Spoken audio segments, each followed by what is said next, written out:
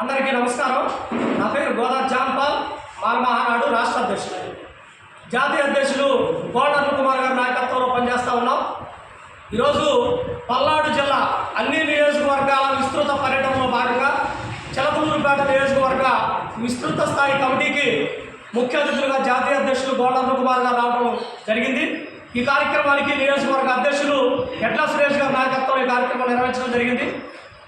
ముఖ్య కారణం ఏదైతే ఈ దేశంలో వేలాది లక్షలాది ప్రజల మనోభావాలు దెబ్బతీసే విధంగా ఆగస్టు 1 సుప్రీంకోర్టు తీర్పుని నిరసిస్తూ భారత రాజ్యాంగానికి తూట్లు పడిచేలాగా కేంద్ర ప్రభుత్వం కనుసన్నలో వచ్చినటువంటి ఏదైతే ఎస్సీ ఎస్టీల రిజర్వేషన్ల వర్గీకరణ అలాగే క్రిమిలేయర్ని వ్యతిరేకించినటువంటి విషయంలో భాగంగా రాష్ట్ర వ్యాప్తంగా మాలమానాడు జాతీయ అధ్యక్షులు నాయకత్వంలో అన్ని జిల్లాల పర్యటన జరుగుతూ ఉంది.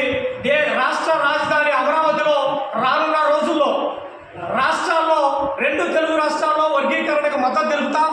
ఏదైతే తెలంగాణ రేవంత్ రెడ్డి వర్గీకరణకు మద్దతు తెలుపుతున్న ప్రభుత్వ ఉద్యోగాల్లో రేపు ఆర్డినెన్స్ ద్వారా వర్గీకరణకి మేము అమలు చేస్తా ఉన్నటువంటి అతని అహంకారానికి వ్యతిరేకంగా తెలంగాణలో అలాగే ఆంధ్రాలో జిల్లాల వారీగా వర్గీకరణ చేస్తానని చెప్పినటువంటి చంద్రబాబు ఆలోచన విధానానికి వ్యతిరేకంగా ప్రతి జిల్లాలో ఈరోజు జిల్లా సమావేశాలు జరుగుతూ ఉన్నాయి.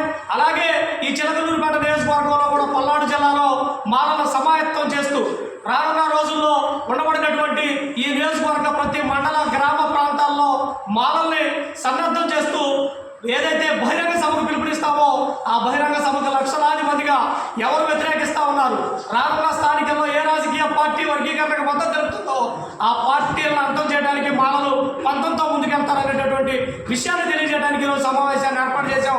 భవిష్యత్తులో వర్గీకరణకి మద్దతు తెలిపే ఏ రాజకీయ పార్టీకైనా రానున్న స్థానిక ఎన్నికల్లో తగిన బుద్ధి చెప్తామని ఈరోజు మీడియా సమావేశంలో రాష్ట్ర ప్రభుత్వాలను హెచ్చరిస్తూ మాలల